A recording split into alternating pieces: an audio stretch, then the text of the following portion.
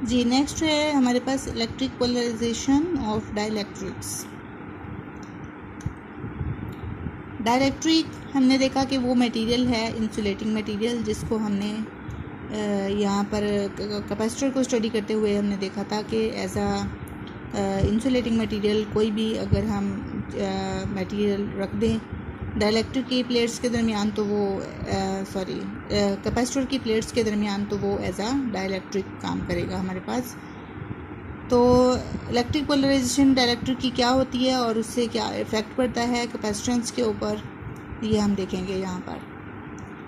तो यहाँ पर देखें कि जो when a dielectric material is placed in an electric field, the negative positive charges of the atoms और the molecules of the dielectric are slightly displaced. This phenomena is called the polarization and the dielectric is said to be polarized.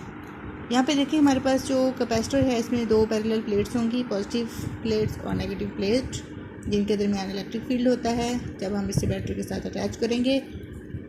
तो यहाँ पर वो कहते हैं कि जब electric field के दरमियान जब हम डाइलेक्ट्रिक मटेरियल को रखते हैं तो पॉजिटिव और नेगेटिव चार्जेस जो हैं this are slightly displaced, atoms या मॉलिक्यूल्स के। अब देखें कि अगर हम एटम के ऊपर जाएं तो यहाँ पर एटम जो होता है इसमें हमारे पास एक न्यूक्लियस होगा जो कि पॉजिटिवली चार्ज है और उसके इर्द गिर्द जो इलेक्ट्रॉन्स होते हैं वो नेगेटिवली चार्ज होते हैं, ठीक है।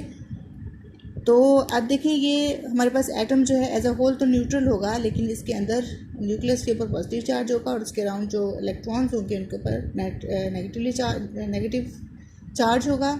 और हर एटम के अंदर नंबर ऑफ प्रोटॉन्स और इलेक्ट्रॉन्स जो है वो इक्वल होती है। तो इस वजह से जितने जो न्यूक्लियस के ऊपर चार्ज होगा वो तमाम के तमाम प्रोटॉन्स की वजह से होगा, क्योंकि न्यूक्लियस के अंदर हमारे पास प्रोटॉन और न्यूट्रॉन होते हैं। न्यूट्रॉन जो है वो न्यूट्रल पार्टिकल है, जबकि इलेक्ट्रॉन के ऊपर होता है, प्रोटॉन के ऊपर होता है पॉजिटिव चार्ज। और जो इलेक्ट्रॉन्स इसके अराउंड हैं वो उनके ऊपर नेगेटिव चार्ज होगा, क्योंकि हर एटम में इक्वल नंबर ऑफ प्रोटॉन और इलेक्ट्रॉन होती है। तो इस वजह से वो एज अ होल जो है वो न्यूट्रल होता है। तो यहाँ पर देखें जो जब हम इस डाइलेक्ट्रिक को जिसमें नंबर ऑफ एटम्स या मॉलिक्यूल्स इस किस्म के मौजूद होंगे उनको जब हम प्लेट्स के दरमियान में रखते हैं यानी इलेक्ट्रिक फील्ड के दरमियान रखते हैं तो उसमें क्या होता है कि एटम का जो पॉजिटिवली पार्ट जो पॉजिटिव चार्ज होता है जो न्यूक्लियस पे मुश्तमिल होगा वो एक साइड पे डिस्प्लेस हो जाता है और जो नेगेटिव चार्ज पार्ट है वो इस पॉजिटिव प्लेट की तरफ अट्रैक्ट हो जाएगा। तो ये जहाँ पे एटम ये गोल हम शो कर रहे हैं कि इसमें ऑर्बिट्स हैं जिसमें इलेक्ट्रॉन्स जो हैं वो मूव कर रहे हैं और ये सर्कुलर फॉर्म में नज़र आ रहा है, वो डिस्प्लेस होके ये लंबी शक्ल इख्तियार कर लेगा, जिसमें जो पॉजिटिव चार्ज है वो अट्रैक्ट हो जाएगा नेगेटिव प्लेट की तरफ और जो नेगेटिव चार्ज है वो पॉजिटिव प्लेट की तरफ अट्रैक्ट हो जाएगा, जिसकी वजह से एटम ये गोल शक्ल में होने के बजाय के यूँ डिस्प्लेस हो जाएगा। और जिसमें देखें equal number of positive charge और नेगेटिव चार्ज होगा, तो यहाँ पर देखें कि ये इस तरह से एडजस्ट हो जाएगा और इस तरह से इसके जो नेबरिंग एटम्स होंगे यहाँ पर वो पॉजिटिव चार्ज है ये नेगेटिव की तरफ अट्रैक्ट हो रहा है और नेगेटिव इस साइड पे होगा, ये नेगेटिव पॉजिटिव आपस में अट्रैक्ट होंगे। यहाँ पर देखें ये इस तरह से जितने भी एटम्स थे उनके डाइपोल्स बन गए हैं और यही डाइपोल्स का बन जाना किसी भी डाइलेक्ट्रिक के अंदर वो इलेक्ट्रिक पोलराइजेशन ऑफ डाइलेक्ट्रिक कहलाता है।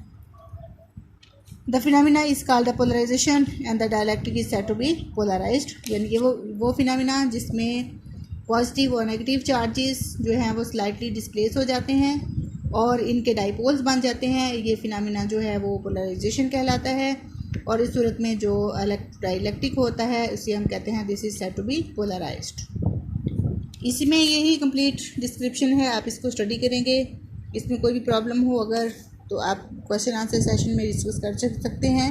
नेक्स्ट हम अगर डाइपोल को डिफाइन करें तो हम कर सकते हैं कि डाइपोल क्या है कि two equal and opposite charges separated by a small distance make a dipole, यानी इसमें टू इक्वल और ऑपोजिट चार्जेस हैं हमारे पास प्लस क्यू माइनस क्यू और वो थोड़े से डिस्टेंस के साथ डिस्प्लेस हैं, तो इसे हम डाइपोल का नाम देते हैं। उसके बाद है effect of polarisation on capacitance. Basically हमने पोलराइजेशन को इसलिए स्टडी किया यहाँ पर, तो अब हमने ये भी कहा कि जो डाइलेक्ट्रिक है उसको इंसर्ट करने से पोलराइजेशन हमेशा इंक्रीज़ कर जाती है। तो बेसिकली हमें इसमें देखने का ये मकसद था कि डाइलेक्ट्रिक के अंदर ऐसा क्या होता है कि उसकी वजह से कैपेसिटेंस जो है वो इंक्रीज़ कर जाती है। Effect of polarisation on capacitance. When a dielectric is placed between the plates of the capacitance of the capacitor increases due to the polarization of dielectric। पीछे हमने ये स्टडी किया था कि इंक्रीज तो करती है, लेकिन क्यों करती है उसकी रीज़न ये है कि this is due to the polarisation of dielectric. अब पोलराइजेशन से हमारे पास बेसिकली क्या इफेक्ट पड़ता है? इफ़ेक्ट हमारे पास क्या होगा कि जब हमारे पास यहाँ पर पॉजिटिव चार्जेस हैं, यहाँ पर नेगेटिव चार्जेस हैं, तो इसके इलेक्ट्रिक फील्ड के अंदर डाइलेक्ट्रिक जब हम इंसर्ट करेंगे तो उस डाइलेक्ट्रिक के अंदर जब पोलराइजेशन होगी तो पोलराइजेशन की वजह से इन प्लेट्स के ऊपर जो सरफेस चार्ज डेंसिटी है सिग्मा, वो क्या करेगी? डिक्रीज़ कर जाएगी। सरफेस चार्ज डेंसिटी यानी charge per unit area, because यहाँ पे अट्रैक्शन होगी ना, तो इस अट्रैक्शन की वजह से जो ओवरऑल प्लेट के ऊपर सरफेस चार्ज डेंसिटी होगी वो डिक्रीज़ कर जाएगी। अगर हम फार्मूला पे जाएँ तो E will be is equal to sigma by epsilon not.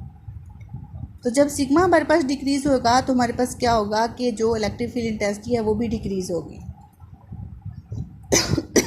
अब जब इलेक्ट्रिक फील्ड इंटेंसिटी हमारे पास डिक्रीज़ होगी तो हमारे पास जो पोटेंशियल डिफरेंस का फार्मूला होता है V is equal to E D. जब E डिक्रीज़ होगा तो हमारे पास जो वोल्टेज की वैल्यू होगी V वो भी डिक्रीज़ कर जाएगी, और डिक्रीज़ कर जाएगी तो हमारे पास जो फार्मूला था C is equal to Q over V, तो जब V डिक्रीज़ होगा तो C की वैल्यू जो है वो इंक्रीज़ हो जाएगी।